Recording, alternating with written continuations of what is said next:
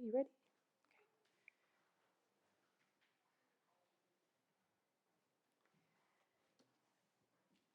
I must admit up front that I'm unprepared for this talk. At first, that was not planned, but then I said, no, I'm going to be unprepared on purpose. And I had asked Venerable Sepul, can I please reschedule this BBC? I have to get things ready for my trip tomorrow, and the retreat has put a lot of stuff on the back burner that I'd like to get taken care of. And she's like, this is part of your training. And she's right. And I said, well, what is the main skill here? And I think it's learning to speak from the heart. And that's something I really couldn't do when I first came to the Abbey. I worked in the government, in the federal government, and you didn't utter anything unless it had been cleared by like 20 people on a good day. So I used to prepare all my motivations in writing. I would type out I still type out all my BBCs and bring it here. But there was something not so authentic about that style of delivery, and I think quite a few people picked up on it, and they mentioned it to me, saying, you sound like a completely different person when you give motivations, and you sound so kind of stiff. You need to speak from the heart. And I said, yeah, that's nice, maybe for other people, but I just can't do that. That's just not who I am. But over the years, it has gotten a little bit easier to open up and let go of having to prepare and over prepare and obsess and ruminate and have anxiety about the delivery of a talk or motivation. And so I want to practice today just winging it, basically. And I think that's not a bad thing at all. That's sort of what makes things interesting. That's what makes life interesting, is when you don't always have this preconceived notion of what's going to happen when you walk into a situation. That's how I lived most of my life, is I always had a plan. I always had considered things from 10,000 different angles before I made one step. And I felt like a corpse. Um, yeah, I remember going to work every day, riding the subway, going home, going to the gym, making dinner. I felt like a zombie. It was not the life that I wanted. It didn't feel like much of a life at all. So deciding to head in the monastic direction, that was a really big shift in orientation. For the first time, I said, I'm not going to know what comes next. I'm just going to explore and see what happens. And I felt like a little kid. I felt like uh, summer vacation. And I remember first coming to the Abbey and going out to offer service in the woods, and I feel like I'm on summer vacation. I feel like it's a holiday. Anything could happen. There wasn't this like notion of what was going to happen next and who I had to be, what I had to do, what are the accomplishments to tick off. That very quickly changed when I became a member of the community.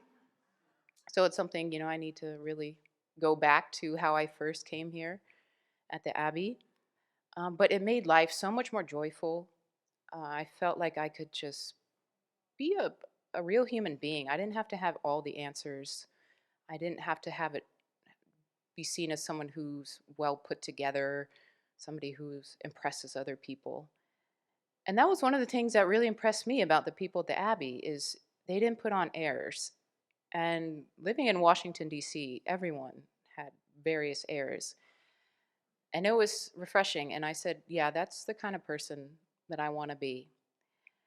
And I've seen people come here and they are asked to give a talk, guests, and they just get up here and they share themselves, and it's so meaningful.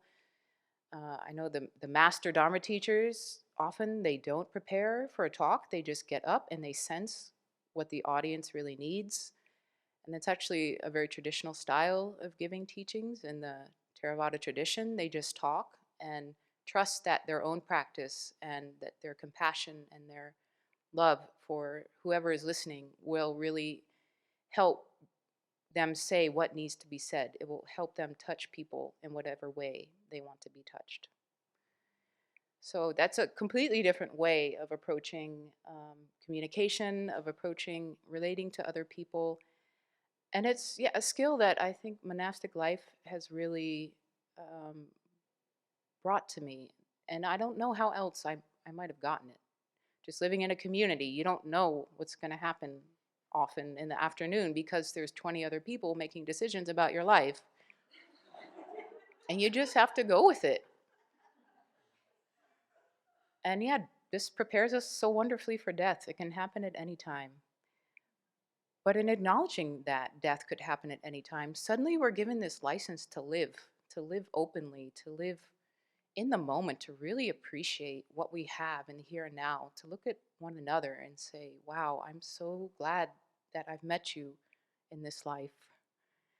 And I hope that we can be a cause for each other's progress and full awakening in the future, because we don't know where things are going to go. We don't know each other's karma, each other's fate. Not fate. Please cut that part. There's no such thing as fate. We don't know each other's karma.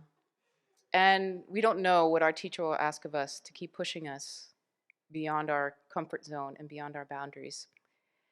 So, in realizing this beautiful skill of speaking from the heart, I realized that's maybe one reason behind this little cuddly thing that has made its appearance into our lives in a very noticeable way.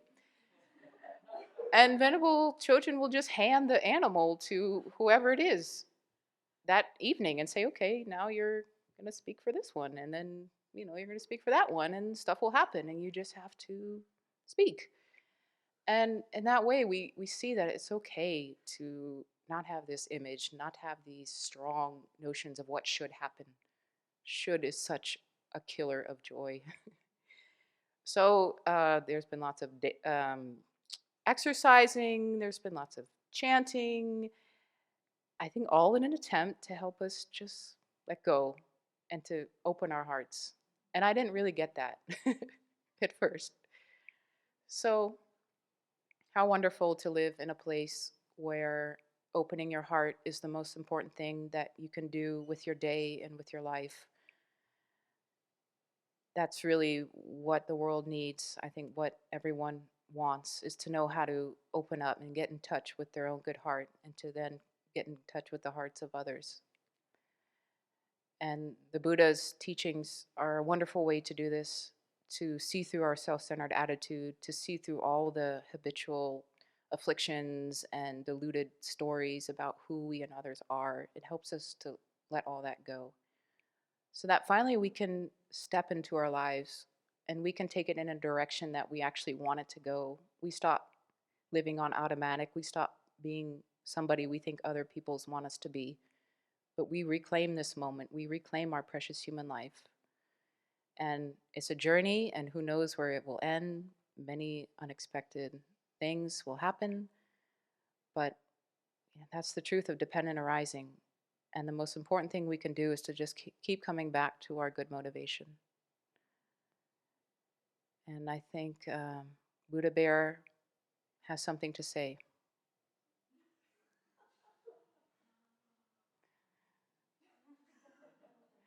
Namo Amitofo.